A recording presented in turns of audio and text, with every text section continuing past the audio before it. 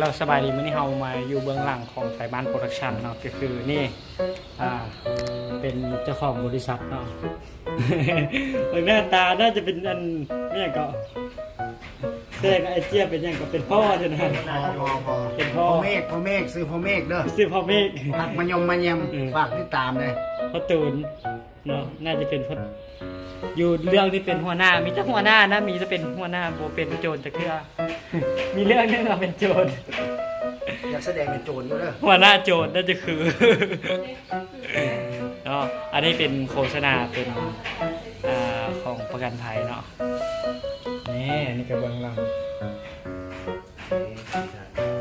ใกล้จะตายแล้วเรื่องนี้มันแต่งอย่างนี้ตายเลยซะดีกว่าเขายังไม่ได้ตาย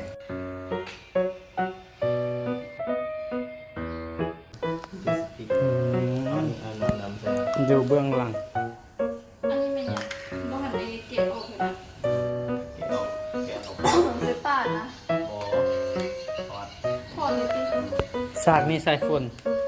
กำลังคิดตายใกล้แล้ว50แล้ว50แล้วน้ำแดงวันนี้เป็นให้เด้ไหมแกเอาเลยใกล้สิมับแล้วมาเลย เขาใส่อันเห็ดสีมาให้สีนี่เราใกล้ๆจะเป็นสากรถล้มสากฝนรถล้มเพราะอย่ามึงจำเป็นตัดไปไว้เกี่ยวไว้ใกล้แล้วนี่ห้องก็ตรงท้ายเป็นบ่เขานี่ห้องก็ตรงท้ายแล้วเนาะห้องหนาบ่นี่ก็ได้นะเอามันเข้านี่นะเอามันเข้านี่นะปิดขลอกอยู่นี่นะนี่นะปากเกียนี่นะมาแหมอยากจับกันห้อมเลยเธอสวัสดีอันนี้นางไฮเนาะช่วยนางเอกงามดีกว่างามคือปลาดุกนี่โอ้ยงามกองงามซ้ำได้คนคุณนะไม่เจ้าน้ำนอนลงไปได้ปะคนคิดแล้วมันเอาวะลงเลยที่ร้านนี้ชื่อปลาดุกลาบปลาดุกผัดวันนะก็ชิมีนะไอตูนคนละเห็ดล้อมุนเห็ดล้อมุนอีโฟนก็ซักแยกอยู่กองขี้เหนียวไอ้พูดในคันหงให้เกิด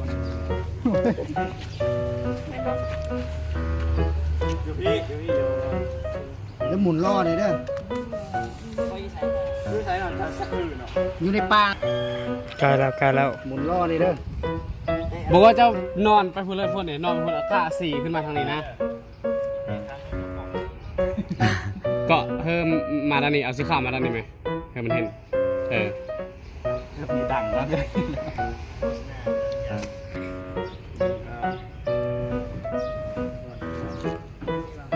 นะขาซีกปังง่างอยู่เนี่ย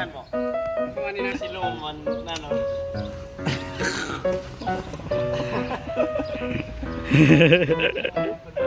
แบบนั้นแหละมันคือแล้วเอาเลยมาไอตัวมาเจรอปิดให้ไอตัวตายแล้วเนี่ยโอ้ยเจรอปิดให้เด้ออะไรเด้ออะไรเนาะอะไรมันนิ่งเขาเลยไว้ได้มันฮอดนี่นะไปเขาได้ไปโจมมันบ่ไปเอาเด้อยศพร้อมบ่ยกอันพ้นนั่งอยู่ใส่ปะไปมันฮอนลูกขึ้นนั่งพื้นเด้อลูกขึ้นนั่งพื้นเลยซักแงกได้ฝนเด้อเอาลงอีกไหมหน่อยเอาลงไปยศโอเคเอาเด้อ1 2 3ตายเด้อมึงอ่ะยัง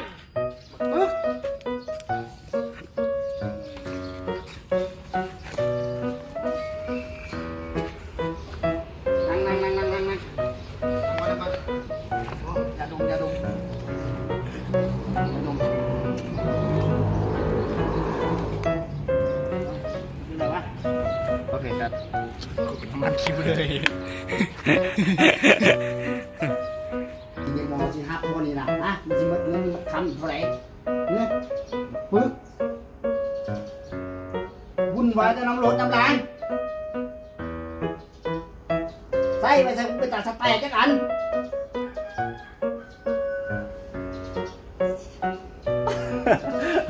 เ